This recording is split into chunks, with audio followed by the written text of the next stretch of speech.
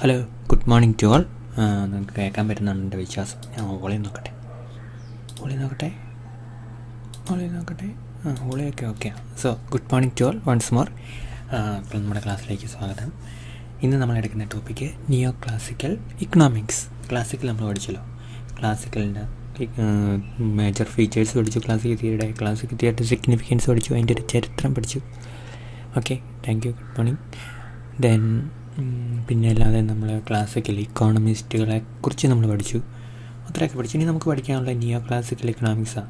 സിലബസിൻ്റെ അകത്ത് ഇനി ബാക്കി എന്തോരുണ്ടെന്നറിയോ? ഈ നിയോ ക്ലാസിക്കൽ ഇക്കണോമിക്സും പിന്നെ സോഷ്യലിസ്റ്റ് ഇക്കോണമിസ്റ്റുകളും നമ്മുടെ എന്താണ് മാർക്സ് പോലെയുള്ള പിന്നെ 1-2 പേരെയും കൂടെ പഠിക്കാനുണ്ട്. പിന്നെ അതല്ലാതെ നമുക്ക് ഒരു സെക്കൻഡ് സാംസണയും കൂടെ അഡ്മിറ്റ് ചെയ്യട്ടെ. പിന്നെ എല്ലാം നമുക്ക് പഠിക്കാനുള്ള ഇന്ത്യൻ ഇക്കണോമിക്സ്. ഇത്രയും കൂടെ പഠിച്ചു കഴിഞ്ഞാൽ നമ്മുടെ ക്ലാസ് വരും. അപ്പോൾ നമ്മൾ ഭയങ്കര സ്പീഡിൽ ഓടി പഠിക്കേണ്ട കാര്യമില്ല. നമ്മൾ സ്പീഡിലല്ല പഠിച്ചത്, പയ്യെ ആണല്ലോ, എൻ്റെ ടൈം എടുത്താണല്ലോ പഠിച്ചത്. പിന്നെ നമുക്ക് റിവിഷൻ ചെയ്യാനുള്ള സമയം കൂടെ ഉണ്ട്, മനസ്സിലായോ? അപ്പോഴത്തേക്ക് നമുക്ക് ആവശ്യം ടൈമാണെന്ന് തന്നെ അർത്ഥം. അപ്പോൾ ഈ ക്ലാസ്സിൽ നമുക്ക് നിയോ ക്ലാസിക്കൽ ഇക്കണോമിക്സിനെ കുറിച്ച് പഠിക്കാം. Okay, neo classical economics. Neo classical economics is the name given to an economic theory. ഒരു സെക്കൻഡേ, admitted. Okay, economic theory developed at the end of the 19th and beginning of the 20th century in Europe. ഇതാണ് നിയോ classical ഇക്കണോമിക്സിൻ്റെ ഒരു ഹിസ്റ്റോറിക്കലായിട്ടുള്ള time period, അല്ലെങ്കിൽ തുടക്കം അങ്ങനെയായിരുന്നു. അപ്പം ഈ ഇക്കോണമിസ്റ്റുകളെ കുറിച്ച് നമ്മൾ പറയുമ്പോഴേ നമ്മൾ ക്ലാസിക്കൽ പറഞ്ഞു, അതിനുശേഷം കെയ്ൻസ് വരും എന്നൊക്കെ നമ്മൾ ക്ലാസ്സിൽ പറഞ്ഞു. 1936 ഒക്കെ ആകുമ്പോഴത്തേക്കും കെയ്ൻസ് പറഞ്ഞാൽ മോഡേൺ ഇക്കണോമിക്സ് ആയിട്ട് കൂട്ടിയാൽ മതി. മോഡേൺ എന്ന് പറഞ്ഞു കഴിഞ്ഞാൽ ഇന്നത്തെ ഈ രീതിയിൽ ഇക്കണോമിക്സ് ഡെവലപ്പ് ചെയ്യുന്നതിന് കാരണമായ ആൾക്കാർ. അപ്പോൾ അവർ മോഡേൺ ഇക്കണോമിക്സ് 1936. അതിന് മുമ്പുള്ളായിരുന്നു ക്ലാസിക്കലായിരുന്നല്ലോ. ആ ക്ലാസിക്കലിൽ ഒറിജിനൽ ക്ലാസിക്കൽ ഇക്കണോമിക് തിയറിയിൽ ചില മാറ്റങ്ങൾ സജസ്റ്റ് ചെയ്ത ആൾക്കാരാണ് നിയോ എന്ന് പറഞ്ഞ വാക്കിൻ്റെ അർത്ഥം നമ്മൾ പഠിച്ചാണല്ലോ, ന്യൂ എന്നാണ് കഴിഞ്ഞ ക്ലാസ് പഠിച്ചു. ഓക്കെ, അപ്പം ക്ലാസിക്കൽ ഇക്കണോമിക്സിൽ അല്പം മാറ്റങ്ങൾ വരുത്തി സ്വന്തമായ ഒരു വേരിയൻസ് അവതരിപ്പിച്ച ഗ്രൂപ്പ് ഓഫ് ഇക്കോണമിസ്റ്റുകളാണ് നിയോ ക്ലാസിക്കൽ ഇക്കോണമിക്സ്. അവരുടെ ഇക്കണോമിക്സാണ് neo classical economics. So classical and neo classical. Neo means new. അപ്പോൾ ആ ആംഗിൾ വേണം നമ്മൾ പഠിക്കാം. ഒരു സെക്കൻഡ് ഞാൻ സാറ് വിളിക്കാം. Okay, sorry for the inconvenience. Sir വിളിച്ചാൽ കേട്ടോ. ഓക്കെ, അപ്പോൾ നമുക്ക് നിയോ ക്ലാസിക്കൽ ഇക്കണോമിക്സിലേക്ക് തിരിച്ചാൽ, ഞാൻ പറഞ്ഞല്ലോ നിയോ ക്ലാസിക്കൽ എന്നുള്ള വാക്ക് നമുക്ക് ഓർക്കണം. ന്യൂ ക്ലാസിക്കൽ എന്നാണ് അതിൻ്റെ അർത്ഥം. പിന്നെ ക്ലാസിക്കൽ ഇക്കണോമിക്സിൽ അവർ കുറച്ച് മാറ്റങ്ങളൊക്കെ വരുത്തി. മാറ്റങ്ങൾ വരുത്തിയെന്ന് പറഞ്ഞാൽ കൂടുതൽ അവർ മാത്തമാറ്റിക്സ് ഉപയോഗിച്ചു. ഇക്കണോമിക്സ് പഠിക്കാൻ വേണ്ടി മാത്തമാറ്റിക്സ് കൂടുതലായിട്ട് ഉപയോഗിച്ച ആൾക്കാരാണ് നിയോ ക്ലാസിക്കൽ ഇക്കണോമിക്സ്. പിന്നെ അവർ കൂടുതലും മാർജിനൽ കോൺസെപ്റ്റുകളിൽ ഇൻട്രസ്റ്റഡ് ആയിരുന്നു. എന്ന് പറഞ്ഞാൽ അവരുടെ ഇക്കണോമിക്സ് മാർജിനൽ എന്താണ്, യൂട്ടിലിറ്റി എന്നൊക്കെ നമ്മൾ പഠിച്ചതല്ലേ. അതുപോലെ മാർജിനലിസം എന്ന് പറയുന്ന ഒരു ഐഡിയ അവർ അങ്ങ് എംബ്രേസ് ചെയ്തു. മാർജിനലിസം എന്ന് പറഞ്ഞാൽ മാർജിനൽ ടോട്ടൽ എന്നൊക്കെ പറയുന്നതിൽ ആ മാർജിനൽ അപ്രോച്ച് വെച്ച് ഇക്കണോമിക് തിയറിയിൽ കൂടുതൽ ഇൻ്റർപ്രറ്റ് ചെയ്ത ആൾക്കാരാണ് നിയോ ക്ലാസിക്കൽ ഇക്കണോമിക്സ്. അവരുടെ ഇക്കണോമിക്സ് കൂടുതലായിട്ടും നമുക്ക് മൈക്രോ ഇക്കണോമിക്സിൽ അവർ ഭയങ്കരമായിട്ട് കോൺട്രിബ്യൂട്ട് ചെയ്തിട്ടുണ്ട്. അപ്പോൾ അത്രയാണ് ഈ ഒരു യുണീക്ക് ഫീച്ചർ ഈ നിയോ ക്ലാസിക്കൽ ഇക്കണോമിക്സ് ഉണ്ടെന്ന് നമുക്ക് പറയുന്ന ക്ലാസിക്കലിനെ വെച്ച് നോക്കുകയാണെങ്കിൽ. Okay, so neo classical economics is the name given to an economic theory or economic approach. Rather, it is economic approach, not theory, Actually, it is approach that was developed at the end of the 19th and the beginning of the 20th century in Europe. Okay, main contributors to this theory were Leon Walras, Alfred Marshall and Wilfred Pareto. Okay, ഇത് main contributors ആട്ടോ. അതിനുശേഷം പിന്നീടും പല ആൾക്കാരും വന്നിട്ടുണ്ട്. അപ്പോൾ pig പോലുള്ള ആൾക്കാരിലേക്ക് കോൺട്രിബ്യൂട്ട് ചെയ്തിട്ടുണ്ട്. അപ്പോൾ പക്ഷെ നമ്മൾ ഏറ്റവും പ്രധാനപ്പെട്ട ആൾക്കാരെന്നൊക്കെ പറയുകയാണെങ്കിൽ വാൾഡസും മാർഷലും പെരാറ്റോയൊക്കെ ആയിരുന്നു. The neo classical school of economic thought is A wide ranging school of ideas from which modern economic theory evolve. അപ്പം മോഡേണിന് മുമ്പാണല്ലോ ക്ലാസിക്കലിലെ ഇമ്പ്രൂവ്മെൻ്റ് ആയിരുന്നല്ലോ നിയോ ക്ലാസിക്കൽ. അപ്പം മോഡേൺ വരുന്നതിന് തൊട്ട് മുമ്പുള്ള ആൾക്കാരാണ് ആര് ഈ നിയോ ക്ലാസിക്കൽ സ്കൂൾ എന്ന് പറയുന്നത്. അപ്പോൾ അവർ ഒരു വൈഡ് റേഞ്ച് ആയിട്ടുള്ള ഒരു ഗ്രൂപ്പ് ഓഫ് പീപ്പിൾ ഉണ്ടായിരുന്നു. ക്ലാസിക്കലിൽ നിന്ന് അല്പം കൂടെ വ്യത്യസ്തമായിട്ട് അവർ ഇക്കണോമിക് തിയറി ഉണ്ടാക്കി. അപ്പോൾ ആ വ്യത്യസ്തത കൊണ്ടാണ് അവരെ നമ്മൾ നിയോ ക്ലാസിക്കൽ എന്ന് വിളിക്കുക. ഓക്കെ, ദെൻ ഒരു സെക്കൻഡേ. Okay, the period that followed Ricardo, especially from 1817 to 1900. 1870 to 1900. 1900 was full of criticism of classical economic theory and the capitalist system by humanists and socialists. അപ്പോൾ നമ്മളിങ്ങനെ പറയുകയാണെങ്കിലും റിക്കോർഡായിക്ക് ശേഷം 1870 തൊട്ട് 1900 വരെയുള്ള 30 വർഷ കാലഘട്ടം ക്ലാസിക്കൽ തിയറി എല്ലാവരും ഓടിച്ചിട്ട് ചവിട്ടി എന്ന് വേണമെങ്കിൽ പറയാം. ക്ലാസിക്കൽ തിയറിയിൽ ഒത്തിരി പ്രശ്നങ്ങളുണ്ട്, അതിൻ്റെ പ്രൊഡിക്ഷൻസൊക്കെ കറക്റ്റാകാൻ സാധ്യതയില്ല എന്നൊക്കെ പറഞ്ഞുകൊണ്ട് ഒത്തിരി ആൾക്കാർ ഭയങ്കര ക്രിറ്റിസിസം ഇട്ട് ക്ലാസിക്കൽ തിയറിയെക്കുറിച്ച് കേട്ടോ. അപ്പോൾ ആ ഒരു കാലഘട്ടത്ത് പ്രത്യേകിച്ച് മാർക്കറ്റ് മെക്കാനിസം, നമ്മൾ ഈ മാർക്കറ്റ് മെക്കാനിസം എന്ന് പറഞ്ഞാൽ എന്താ, മാർക്കറ്റ് മെക്കാനിസം എന്ന് പറഞ്ഞാൽ ഒറ്റ വാക്കുകൊണ്ട് നമ്മൾ 2 വാക്കുണ്ടല്ലോ, ആ ഒരു ഫ്രേസ് കൊണ്ട് നമ്മൾ ഉദ്ദേശിക്കുന്നത് എന്താണെന്നറിയോ, മാർക്കറ്റ്, അത് ഇക്കോണമിയിൽ റെഗുലേഷൻ വേണ്ട, നോ റെഗുലേഷൻ. ഞാൻ ഇവിടെ സൈഡിലോട്ട് അതിരിക്കട്ടെ, നോ റെഗുലേഷൻ. നമ്മൾ പറയല്ലേ laser fair policy. Laser fair policy എന്ന് പറഞ്ഞാൽ എന്താണ്, മിനിമം ഗവൺമെൻറ് ഇൻ്റർവെൻഷൻ എന്നാണ്. മാർക്കറ്റിൽ റെഗുലേറ്റ് ചെയ്യേണ്ട കാര്യമില്ല, ഗവൺമെൻറ് റെഗുലേറ്റ് ചെയ്യേണ്ട, അത് തന്നെ വർക്ക് ചെയ്യും. നമ്മൾ പറഞ്ഞു സെൽഫ് അഡ്ജസ്റ്റ് അല്ലേ, ക്ലാസിക്കൽ തിയറി അതല്ലേ പറഞ്ഞുകൊണ്ടിരുന്നത്, സെൽഫ് അഡ്ജസ്റ്റ്. പിന്നെ എന്താണ് ഓട്ടോമാറ്റിക്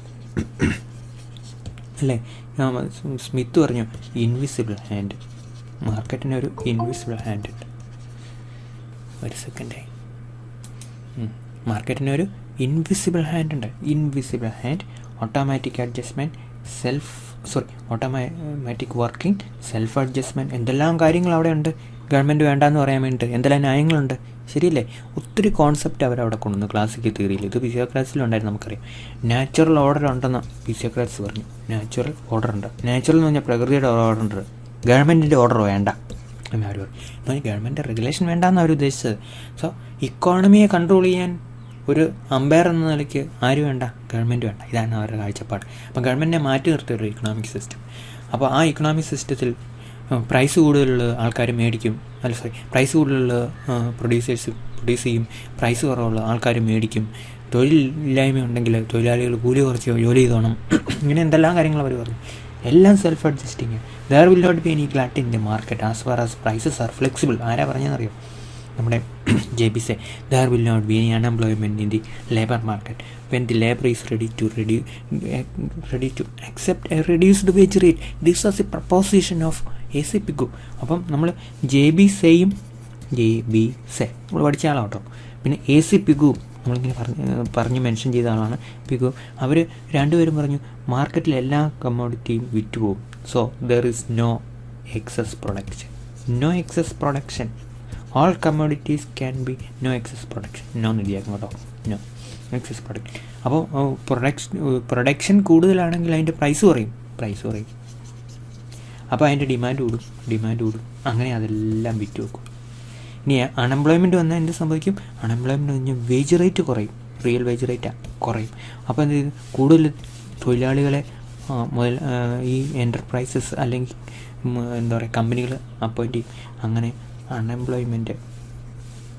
അൺഎംപ്ലോയ്മെൻറ്റ് ഇല്ലെന്നാവും. ഇതൊക്കെയായിരുന്നു ക്ലാസിക്കൽ തിയറിയുടെ. അപ്പോൾ ഇവിടെ എവിടെയെങ്കിലും നമ്മൾ ഗവൺമെൻറ്റിനെ കണ്ടോ? ഇല്ല. ഇത് ഈ പ്രശ്നങ്ങളുണ്ട്. മാർക്കറ്റിൽ ഇഷ്ടംപോലെ പ്രൊഡക്റ്റ് വരുന്നു, അതല്ലെങ്കിൽ തൊഴിലാളികൾക്ക് തൊഴിൽ കിട്ടുന്നത്, ഈ പ്രശ്നങ്ങളൊക്കെ ഉണ്ടെങ്കിൽ അവിടെ മാർക്കറ്റ് തന്നെ ക്ലിയർ ചെയ്തോളും.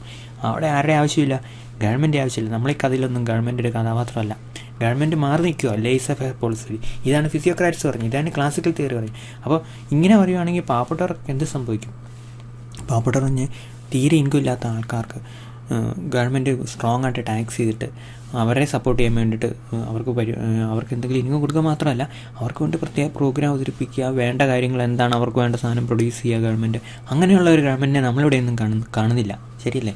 അപ്പോൾ അങ്ങനെയുള്ള ആൾക്കാർക്ക് വേണ്ടി ഒരു ഇക്കണോമിക്സ് വേണ്ട എന്നുള്ള രീതിയിൽ ഈ ക്ലാസിക്കൽ ഇക്കണോമിക്സിനെ എല്ലാവരും ക്രിട്ടിസൈസ് ചെയ്യുന്നു. ക്ലാസിക്കൽ ഇക്കണോമിക്സ് ആരായിരിക്കും ക്രിട്ടിസൈസ് ചെയ്യുന്നത്? ആ ക്രിട്ടിസൈസ് ചെയ്യുന്ന ആൾക്കാരെ നമ്മൾ വിളിക്കുന്ന പേരാണ് ഹ്യൂമനിസ്റ്റ്. അപ്പം മനുഷ്യത്വം വേണം മാർക്കറ്റിന് ഇല്ല. അപ്പോൾ അതുകൊണ്ട് ഗവൺമെൻറ് ഇടപെടണം. അതുകൊണ്ട് ക്ലാസിക്കൽ തിയറി തെറ്റാണ്. Was full of criticism classical economics. And capital system ഇങ്ങനെയാണല്ലോ. ക്യാപിറ്റൽ സിസ്റ്റം എന്ന് പറഞ്ഞാൽ അവിടുത്തെ ഗവൺമെൻറ് അല്ല, മാർക്കറ്റാണ്. അവിടുത്തെ ഗൈഡ് ആരാണ്? മാർക്കറ്റാണ് ഗൈഡ്, അല്ലാതെ എന്തല്ല, ഗവൺമെൻറ് അല്ല. മനസ്സിലായല്ലോ? So these are 2 forces which can influence, guide and regulate the economy. So when there is the market, when there is high role for the market, there will be minimum role for the government. And this is a system brought by the classical school. Classical school system idairunnu. And so once more, the period that followed David Ricardo, especially from 1870 to 1900 including Thomas Robert മാൽത്തസ്. നമ്മൾ മാൽത്തസിനെ കുറിച്ച് പഠിച്ചു അല്ലേ. Population theory, ജനസംഖ്യ എന്താണ് food supply 2, 4, 6, 8 കണ്ടുകൂടുന്നു. ജനസംഖ്യ 2, 4, 8, 16, 32, 64 കണക്കിൽ കൂടുമെന്നും പറഞ്ഞ് Thomas Robert മാൽത്തസിന്. അതുകൊണ്ട് ജനസംഖ്യ നിയന്ത്രിക്കണമെന്ന് അദ്ദേഹം പറഞ്ഞത്. ജനസംഖ്യ നിയന്ത്രിക്കണമെന്ന് അദ്ദേഹം പറഞ്ഞു. പക്ഷേ അദ്ദേഹത്തിന് 13 കുട്ടികളുണ്ടായിരുന്നെന്ന് ക്രിറ്റിസിസം ഉണ്ട് കേട്ടോ. എനിക്കറിയത്തില്ല, നേരാണോ എന്ന് നമുക്ക് പറയാനൊന്നും പറ്റില്ല. അവരുടെയൊക്കെ വായിച്ചാൽ 13 കുട്ടികളൊന്നും ഇല്ലായിരിക്കും. ഓക്കെ, അപ്പോൾ ഈ മാൽത്തസ് ഭയങ്കരമായിട്ട് ക്ലാസിക്കൽ തിയറിനെ ക്രിട്ടിസൈസ് ചെയ്തു. ക്ലാസിക്കൽ തിയറിയിൽ ഡിമാൻഡ് കുറയാൻ സാധ്യതയുണ്ട്, ക്ലാസിക്കൽ ഇക്കണോമിക്സിൽ ഡിമാൻഡ് കുറയാൻ സാധ്യതയുണ്ട്, അങ്ങനെ ഇക്കോണമി ക്ലിയർ ചെയ്യാല എന്ന് ആര് പറഞ്ഞു? മാൽത്തസ് പറഞ്ഞു. നമ്മൾ മാൽത്തസിനെ കുറിച്ച് പഠിച്ചായിരുന്നു. അപ്പോൾ മാൽത്തസും ഈ കാലഘട്ടത്തിലൊക്കെയാണ് അദ്ദേഹത്തിൻ്റെ പ്രധാനപ്പെട്ട ഇക്കണോമിക് കോൺട്രിബ്യൂഷൻസ് ഒക്കെ വരുന്നത്. അപ്പം പല ആൾക്കാരും ക്ലാസിക്കൽ സ്കൂളിൻ്റെ അകത്തും പുറത്തും ക്ലാസിക്കൽ എക്കണോമിക്സിനെ ക്രിട്ടിസൈസ് ചെയ്തു. Especially the humanist and the socialist who said that government has high role. ശരിയല്ലേ, ഗവൺമെൻറ് ഭയങ്കര റോളുണ്ട് മനുഷ്യനായിട്ടുള്ള മനുഷ്യൻ്റെ എന്താ പറയുക സാമൂഹികമായ ഉന്നമനത്തിന് വേണ്ടിയിട്ട്. പോവർട്ടി അൺഎംപ്ലോയ്മെൻറ്റ് ഉണ്ടെങ്കിൽ അവിടെ ഗവൺമെൻറ് ഇടപെടണം, അവിടെ മാർക്കറ്റിംഗ് കൊണ്ട് കാര്യമില്ല എന്നാരും പറഞ്ഞു. ഈ ഗ്രൂപ്പുകൾ പറഞ്ഞു. So classical theory came under severe criticism. In this context the neo classical economics originated by correcting some approaches of the classical school. അപ്പം നിയോ ക്ലാസിക്കൽ ഇക്കണോമിക്സ് എന്ത് ചെയ്തു? ക്ലാസിക്കൽ ഇക്കണോമിക്സ് നിരന്തരമായ ആക്രമണത്തിന് വിധേയമായുണ്ട്. ആ തിയറിയിലെ ക്ലാസിക്കൽ അപ്രോച്ചിലെ ചില കാര്യങ്ങളെ കറക്റ്റ് ചെയ്തിട്ട് പുതിയ ഇക്കണോമിക്സ് വന്നു. പുതിയെന്ന് പറഞ്ഞാൽ ഭയങ്കര പുതിയതല്ല. അതുകൊണ്ടാണ് നമ്മളവരെ മോഡേൺ എന്ന് വിളിക്കാതെ പോയത്. അതുകൊണ്ടാണ് അവരെ നമ്മൾ നിയോ എന്നുള്ള ഫ്രണ്ടിലൊരു എക്സ്റ്റൻഷൻ ഇട്ട് നമ്മൾ അവരെ വിളിച്ചത്. ഓക്കെ, സോ അവരെ നമ്മൾ എന്ത് വിളിക്കും? Neo classicals. So approaches by correcting some of the approaches of classical school. It is classical. നമ്മൾ ഈ നിയോ ക്ലാസിക്കൽ എന്നുള്ള വാക്ക് നിയോ ക്ലാസിക്കൽ എന്നാണല്ലോ നമ്മൾ അവരെ വിളിക്കുക. അപ്പോൾ ഇതിൻ്റെ നിയോ എന്താണ്, ക്ലാസിക്കൽ എന്താണ്, അത് നമ്മൾ നോക്കുക. It is classical in the sense that it is based on the belief that competition leads to an efficient allocation of resource and regulates the economic activity that establish equilibrium between demand supply through the operation of market force. വലിയ sentence അല്ലേ, സാരമില്ല, ഞാനിന്നെ split ചെയ്തിടാം. അല്ലെങ്കിൽ നിങ്ങൾക്ക് split ചെയ്യാൻ പറ്റുമോ? ഇല്ല, ഞാൻ സ്പ്ലിറ്റ് ചെയ്തിടാം. എന്താണെന്ന് പറയാം, ഇറ്റ്സ് ക്ലാസിക്കൽ. അത് ക്ലാസിക്കലാണ് എന്ന് പറഞ്ഞാൽ നമ്മൾ പറയുന്ന സ്മിത്തും റിക്കാർഡോയും JS മില്ലും JB സൈയും ഒക്കെ പറഞ്ഞ കാര്യങ്ങൾ തന്നെയാണ് ഇവരും പറയുന്നത്. ഇവരിലെ പ്രധാനപ്പെട്ട കാഴ്ചപ്പാടെല്ലാം അവരിലുണ്ടായിരുന്നു. Okay, in classical in the sense that it is based on a belief that competition leads to an efficient allocation of resources. ഒരു സെക്കൻഡേ, എന്താണ് efficient allocation of resource? Competition മൂലം, മത്സരം. നമ്മൾ പറഞ്ഞല്ലോ, നമ്മൾ എപ്പോഴും അതിന് എടുക്കുന്ന ഒരു ക്ലാസിക്കൽ എക്സാമ്പിൾ നമ്മൾ പറഞ്ഞല്ലോ, അതായത് ഒരു സാധനത്തിൻ്റെ പ്രൈസ് കൂടുകയാണെങ്കിൽ അതിൻ്റെ പ്രൊഡക്ഷൻ കൂടും. ഓട്ടോമാറ്റിക്കലി പ്രൈസ് കൂടുകയാണെങ്കിൽ കൂടുതൽ ഡിമാൻഡ് ഉണ്ടെന്ന് അതിനർത്ഥം. ശരിയല്ല, ഡിമാൻഡ് കൂടിയതുകൊണ്ടാണല്ലോ പ്രൈസ് കൂടിയത്. അങ്ങനെ പ്രൈസ് കൂടുകയാണെങ്കിൽ പ്രൊഡ്യൂസേഴ്സിന് ഒരു സിഗ്നൽ കിട്ടും. Okay, people are demanding this commodity, we should produce this commodity more so that we can get profit. Okay, അങ്ങനെ ഒരു മോട്ടീവ് അവിടെ ഉണ്ട്. അപ്പോൾ നമ്മൾ അതിന് പറയുന്ന പേരാണ് കോമ്പറ്റീഷൻ. കോമ്പറ്റീഷൻ എന്ന് പറയുന്നത് അങ്ങനെയാണ്. നമ്മളാണെങ്കിൽ ഒരു സ്പോർട്സ് സെൻസിൽ മത്സരിക്കുന്നത് എങ്ങനെയാണ്? നമ്മുടെ എതിരാളി എത്ര നന്നാവുമോ അതിനേക്കാൾ നന്നാവും നമ്മൾ നോക്കൂലേ. എതിരാളി ഭയങ്കര പുറകിലാണെങ്കിൽ നമ്മൾ അതിൻ്റെ ജസ്റ്റ് ഇച്ചിരി മുമ്പ് നിൽക്കാനല്ലേ നമ്മൾ നോക്കുള്ളൂ. സോ കോമ്പറ്റീഷന് ഒരു നാച്ചുറൽ ഔട്ട്കം ഉണ്ട്, ഒരു ട്രെൻഡുണ്ട്. ആ ട്രെൻഡ് എന്ന് പറയുന്നത് നമ്മൾ മത്സരിച്ച് മറ്റെന്നെ തോൽപ്പിക്കുക എന്നുള്ളതാണ്. അങ്ങനെ മത്സരിച്ച് തോൽപ്പിക്കാൻ വേണ്ടി നല്ല പ്രൊഡക്റ്റും കൂടുതൽ പ്രൊഡക്ഷനും പ്രൈസ് കൂടുന്നതിൻ്റെ നടത്തും. മനസ്സിലായല്ലോ? സോ പ്രൈസ് കുറഞ്ഞതിൻ്റെയോ പ്രൊഡക്ഷൻ കുറയും. ഇങ്ങനെ അവിടെ കോമ്പറ്റീഷൻ എലിമെൻറ്റ് നാച്ചുറലായിട്ടുള്ളിടത്തോളം കാലം അലോക്കേഷൻ ഓഫ് റിസോഴ്സ് എഫിഷ്യൻ്റ് ആയിരിക്കും. ഇതിൻ്റെ അർത്ഥം എന്താണെന്നറിയും? ഇത് നമ്മൾ അർത്ഥം അറിഞ്ഞ് പഠിക്കേണ്ട ഈ സെൻറ്റൻസ്. ഇങ്ങനെ എപ്പോഴും ഈ സെൻറ്റൻസ് ഇനിയും നമ്മൾ കാണും. എങ്ങനെയാണെന്നറിയോ? നമ്മൾ പറഞ്ഞല്ലോ ഡിമാൻഡ് കൂടിയെന്ന്. അപ്പോൾ എന്ത് ചെയ്തു? പ്രൈസ് കൂടിയെന്ന് നമ്മൾ പറയും. അപ്പോൾ എന്ത് ചെയ്യണം? പ്രൊഡക്ഷൻ കൂട്ടണം. എന്ത് ചെയ്യണം? റിസോഴ്സ് അലോക്കേറ്റ് ചെയ്യണം അതിലേക്ക്, അല്ലേ? പ്രൊഡക്ഷൻ കൂട്ടണമെങ്കിൽ റിസോഴ്സ് അലോക്കേറ്റ് ചെയ്യണം. റിസോഴ്സ് എന്ത് ചെയ്യണം? റിസോഴ്സ് അലോക്കേഷൻ എന്ന് പറഞ്ഞാൽ എന്താണ്? നമ്മൾക്ക് കുറേ പൈസ ഉണ്ട് കയ്യിൽ. നമ്മുടെ മാത്രമല്ല, നമ്മുടെ ഇക്കോണമിക്ക് കുറേ പൈസ ഉണ്ട്. ഇൻവെസ്റ്റ് ചെയ്യാൻ വേണ്ടിയിട്ടുള്ള പൈസ കേട്ടോ. ഇൻവെസ്റ്റ് ചെയ്യാനുള്ള പൈസ ഇങ്ങോട്ട് അലോക്കേറ്റ് ചെയ്യണം. ഈ കമ്മോഡിറ്റി നമ്മൾ പ്രൊഡ്യൂസ് ചെയ്യുക. കമ്മോഡിറ്റി എക്സാണ്. ഈ എക്സ് എന്ന് പറഞ്ഞാൽ കമ്മോഡിറ്റി പ്രൊഡ്യൂസ് ചെയ്യാൻ വേണ്ടി നമ്മുടെ ഇരിക്കുന്ന പൈസയൊക്കെ നമ്മൾ അങ്ങ് അലോക്കേറ്റ് ചെയ്യുക, വേറെ കമ്മോഡിറ്റി പ്രൊഡ്യൂസ് ചെയ്യാതെ. So that is the implication of resource allocation in this context, you know. So ഇവിടെ ഗവൺമെൻറ്റാണോ ഇൻവെസ്റ്റ് ചെയ്തത്? ഈ പൈസ എടുത്ത് ഇൻവെസ്റ്റ് ചെയ്ത് അല്ല. മാർക്കറ്റിൽ ഡിമാൻഡ് കൂടി പ്രൈസ് കൂടി എന്ന് വിചാരിച്ച് പ്രൊഡ്യൂസേഴ്സ് ബാങ്കിൽ നിന്ന് കടമെടുക്കുന്നതാണ് റിസോഴ്സ് കേട്ടോ. റിസോഴ്സ് എന്ന് പറഞ്ഞാൽ ഇവിടെ അർത്ഥം ഫണ്ടെന്ന് കൂട്ടിയാൽ മതി. കമ്മോഡിറ്റി കൂടുതലായിട്ട് പ്രൊഡ്യൂസ് ചെയ്തു, ശരിയല്ലേ? So an efficient resource allocation of resources and regulates economic activity. Regulate economic activity that establish equilibrium between demand. അപ്പോൾ അങ്ങനെ എന്ത് ചെയ്യും, പ്രൊഡക്ഷൻ കൂടും, സപ്ലൈ കൂടും, ശരിയല്ലേ, സപ്ലൈ കൂടും. അങ്ങനെ ഏറ്റവും അവസാനം എന്ത് വരും, ഇക്വിലിബ്രിയം വരും, പ്രൈസ് കുറഞ്ഞിട്ട് കേട്ടോ. ഇത്രയും ക്വാണ്ടിറ്റി ഡിമാൻഡ് ചെയ്യപ്പെടും. Okay, through the operation of market forces. അതാണ് മാർക്കറ്റ് ഫോഴ്സസ് അവിടെ ഉണ്ട്, ശരിയല്ലേ. ഡിമാൻഡ് കൂടി, മാർക്കറ്റ് ഫോഴ്സസ് അല്ലേ. പ്രൈസ് കൂടി, മാർക്കറ്റ് ഫോഴ്സസ് അല്ലേ. ഇനി നമ്മൾ പ്രൊഡക്ഷൻ കൂടി, അതും മാർക്കറ്റ് ഫോഴ്സസ് അല്ലേ, ശരിയല്ലേ. അത് കഴിയുമ്പോഴത്തേക്ക് സപ്ലൈ കൂടി, അതും market ഫോഴ്സസാണ്. It has an equilibrium, same market forces. So here the market forces can bring a good situation when the entire marketplace get an adequate signal from the market. Okay, നമ്മൾ പറഞ്ഞല്ലോ demand കൂടുന്നത്, price കൂടുന്നത് മനസ്സിലായി, producers കൂടുതൽ produce ചെയ്തു. So this is the way in which the economic activities are managed. Okay, അപ്പോൾ ഞാൻ delete ചെയ്യട്ടെ. ഇപ്പോൾ ഇവിടെ ഇടിയില്ലോ നമ്മൾ ക്ലാസിക്കൽ സിസ്റ്റം, നമ്മൾ നിയോ ക്ലാസിക്കൽ സിസ്റ്റം പറയുന്ന പോലെ തന്നെ ഉള്ള കാര്യങ്ങളാണ് പറയുന്നത്. അതുകൊണ്ട് അത് ക്ലാസിക്കൽ തന്നെയാണ്, നമുക്ക് മാറ്റി പറയാൻ പറ്റില്ല. ഡിലീറ്റ് ചെയ്യാം കേട്ടോ. എന്തുകൊണ്ട് ക്ലാസിക്കലാണ് എന്നുള്ളതാണ് നമ്മൾ നിയോ ക്ലാസിക്കൽ എന്നുള്ള വാക്കിൽ എന്തുകൊണ്ടാണ് അവരെ ക്ലാസിക്കൽ എന്ന് വിളിക്കുന്നത്. ഓക്കെ, നടക്കില്ല, വ്യൂ തന്നെ ഇടാം. Okay, through market forces. ഇനി ഒന്ന് ഡിലീറ്റ് ചെയ്യാം, നോട്ട് ഒന്ന് വെയിറ്റ് ചെയ്യണേ. കണ്ടോ, കിട്ടി, അപ്പോൾ പോയി. Okay, so it is classical in the sense that it's based on the belief that competition leads to an efficient allocation of resources and regulates economic activity that establishes equilibrium between demand and supply through the operation of market forces. നമ്മൾ ഈ പറഞ്ഞ കാര്യങ്ങളൊക്കെ ഓർത്തിരിക്കും, മുമ്പേ പറഞ്ഞ അവിടെ പ്രൊഡക്ഷനൊക്കെ വെച്ച്. Okay, so it is നിയോ. നമ്മൾ പറഞ്ഞത് എന്തുകൊണ്ട് ക്ലാസ്സിക്കൽ പറഞ്ഞാൽ ആയ കാര്യങ്ങൾ അവർ റിപ്പീറ്റ് ചെയ്യും. It is neo in the sense that it ഡിപ്പാർട്സ് sharply from the classical view point in is analytical approach. അപ്പോൾ അതാണ് മനസ്സിലായല്ലോ, ഇതിങ്ങനെ ഞാനിങ്ങനെ ഇടുക കേട്ടോ. ഏത് അപ്രോച്ച് വ്യത്യാസം, അവർ analytical approach, the way in which the analyses the economic issues. So in this context that they departed from what the classical school. Depart എന്ന് പറഞ്ഞാൽ എന്താണ്? ഡിപ്പാർട്ട് എന്ന് പറഞ്ഞാൽ മാറുക, ഷിഫ്റ്റ് അവേ, ചേഞ്ച്. ഓക്കെ, അപ്പം ക്ലാസിക്കൽ ഇക്കണോമിക്സിന് ഇവർക്കുണ്ടായിരുന്ന ഒരു പുതുമ എന്ന് പറഞ്ഞാൽ ഇവർ അനലറ്റിക്കൽ അപ്രോച്ച് എന്ന രീതി. അനലറ്റിക് എന്ന് പറഞ്ഞാൽ കാര്യങ്ങളെ അവലോകനം ചെയ്യുന്ന, വെറും അവലോകനമല്ല, വിശകലനം എന്ന് മലയാളം വാക്ക് പറയുകയാണെങ്കിൽ നമുക്കതിനൊരു വാക്കുണ്ടോ, ഇല്ല. അനലൈസ് ചെയ്യുക എന്ന് പറഞ്ഞാൽ കീറി മുറിച്ച് വിശകലനം ചെയ്യുക. അത് ആ അപ്രോച്ച് ഉണ്ടല്ലോ, ഇവരുടെ എൻ്റയർലി ഡിഫറെൻ്റ് ആയിരുന്നു. That places great emphasis on mathematical techniques. You got the idea?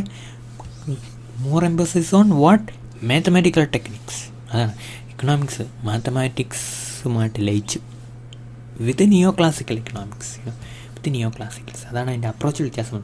അപ്പോൾ നിയോ എന്ന് പറഞ്ഞാൽ എന്താണ്? അനലിറ്റിക്കൽ അപ്രോച്ചാണ്.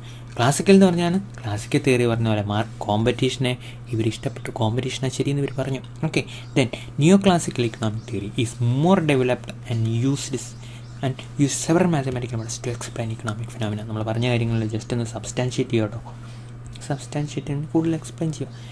ഓക്കെ, സോ ഒരു neo classical economic theory is more developed and used several mathematical methods to explain economic phenomena. It attempted to derive general rules or principles about behavior of firms. Firms എങ്ങനെ എന്താണ് പെരുമാറുന്നു, എവിടെ? മാർക്കറ്റിൽ. Consumers എങ്ങനെ പെരുമാറുന്നു, okay, എന്ന് പൊതുവായിട്ടുള്ള കുറേ റൂൾസും പ്രിൻസിപ്പിളും ഒക്കെ ഉണ്ടാക്കാൻ ഇവർ ശ്രമിച്ചു. The marginal revolution. ഈ മാർജിനൽ എന്ന് പറഞ്ഞാൽ വാക്കിനറിയാം. നമ്മൾ ഇക്കണോമിക്സ് മാർജിനൽ നിങ്ങൾ ഒത്തിരി പഠിച്ചു അല്ലേ? നിങ്ങൾ പഠിച്ചു മാർജിനൽ പ്രൊഡക്റ്റ് പഠിച്ചു, ടോട്ടൽ പ്രൊഡക്റ്റ് പഠിച്ചായിരുന്നു, ആവറേജ് പ്രൊഡക്റ്റ് പഠിച്ചായിരുന്നു. പക്ഷെ എന്നാലും ആ മാർജിനലാണ് ടോട്ടലും ആവറേജ് പ്രൊഡക്റ്റിൽ മാറ്റം പറ്റും. Similarly you studied about marginal utility, total utility. Okay, so similarly you might have studied about marginal cost. There is total cost, average cost, etcetera. So എല്ലായിടത്തും നമ്മൾ മാർജിനലാണ്. Marginal എന്ന് പറഞ്ഞാൽ ചേഞ്ചാണ്, total അവിടെയുണ്ട്. പക്ഷേ ചേഞ്ചിൻ്റെ ഫലമായതുകൊണ്ടാണ് ഈ ടോട്ടൽ പിന്നെയും മാറുന്നത്. ഡെൽറ്റ കേട്ടോ.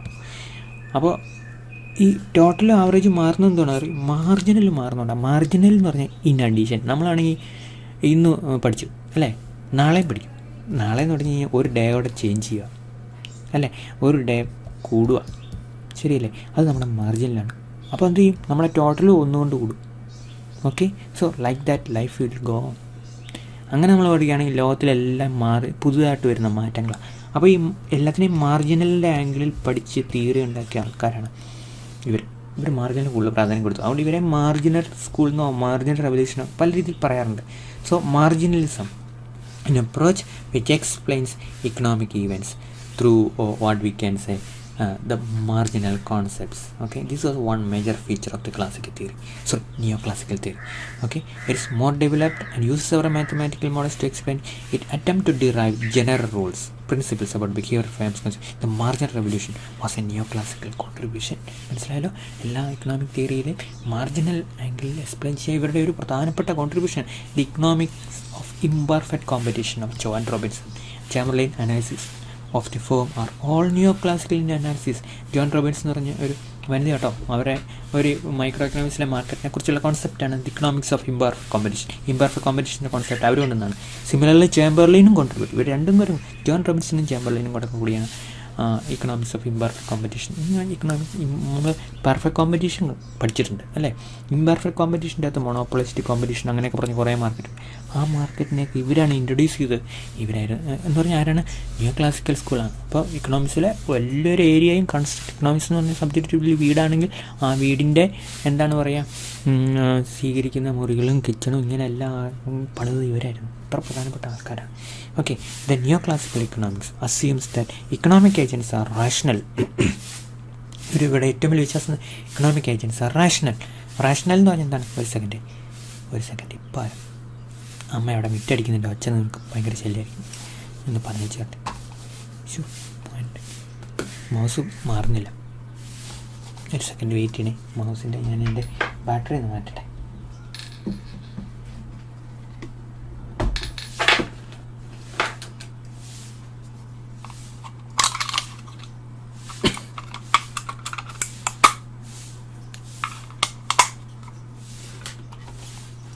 ബാറ്ററി മാറ്റിയില്ല, പഴയ ബാറ്ററി വെച്ച് അഡ്ജസ്റ്റ് ചെയ്തു. ബാറ്ററി മാറ്റാൻ പോയി കഴിഞ്ഞാൽ ഒന്ന് ഊരി ഇട്ടതേ ഉള്ളൂ. Okay, then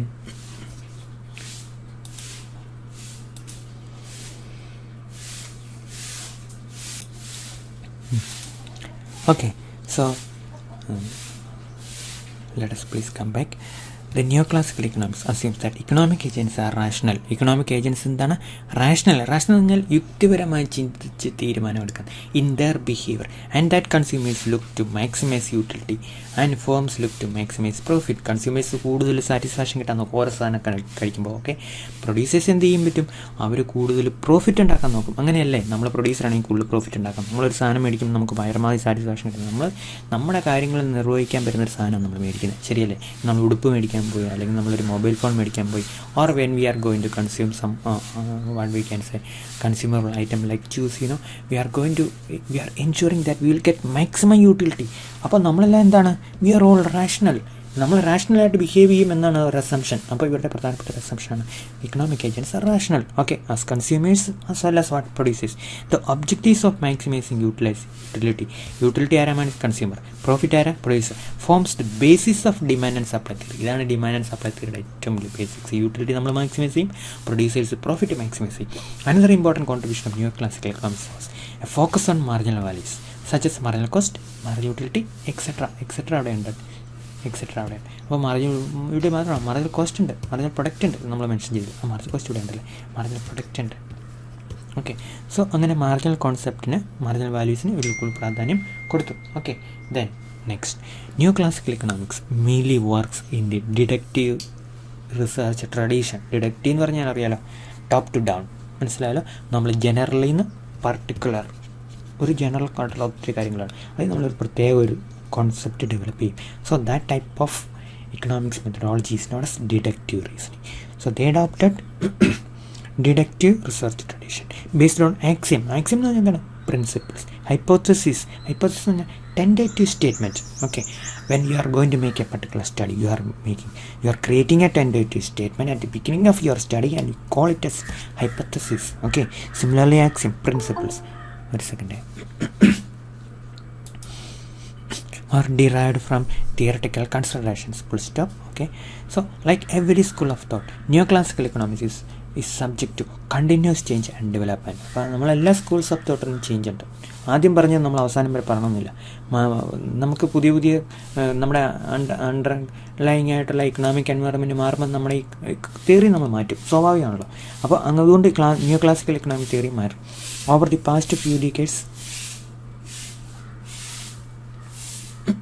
decades, neoclassical economics has become increasingly diverse and integrated with other school of thought. അപ്പോൾ ഭയങ്കരധികം മാറ്റങ്ങൾക്ക് വിധേയമായി കഴിഞ്ഞു കുറേ പതിറ്റാണ്ടുകൾ ന്യൂ ക്ലാസിക്കൽ ഇപ്പോഴും ഉണ്ട് കേട്ടോ.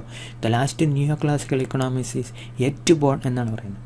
അത്രമാത്രം ന്യൂ ക്ലാസിക്കൽ ഇക്കണോമിക്സ് ഇപ്പോഴും റിലവൻസ് ഉണ്ട്. The last new classical economies is yet to born. ഇനിയും ജനിക്കാനിരിക്കുന്നേ ഉള്ളൂ. Okay, so this new classical branch is getting increasingly diverse and it has been integrated with other schools of thought. വേറെ schools of തോട്ടിനോട് ആയിട്ട് ഭയങ്കരമായിട്ട് ഈ school of thought new classical economics ഭയങ്കരമായിട്ട് integrate ചെയ്ത് വിട്ടു. ഓക്കെ, സോ നമുക്ക് തൽക്കാലം ഇവിടെ വെച്ച് നിർത്താം. ഇനി നമുക്ക് പഠിക്കാനുള്ള main ideas of the new classical theory. എന്തൊക്കെയാണ് പ്രധാനപ്പെട്ട ideas? Rational agents, concepts of marginal utility, the concept of market equilibrium, savings and investment, free market economy, the concept of marginalism, etcetera. മാർഷലിനെ കുറിച്ചൊക്കെ നമ്മൾ പഠിച്ചാണല്ലോ, ഇക്കോണമിസ്റ്റിനെ കുറിച്ച്. Okay, so this is actually our introduction to neoclassical economics. Will come to the main features of the neoclassical theory in the next class. Okay, so thank you.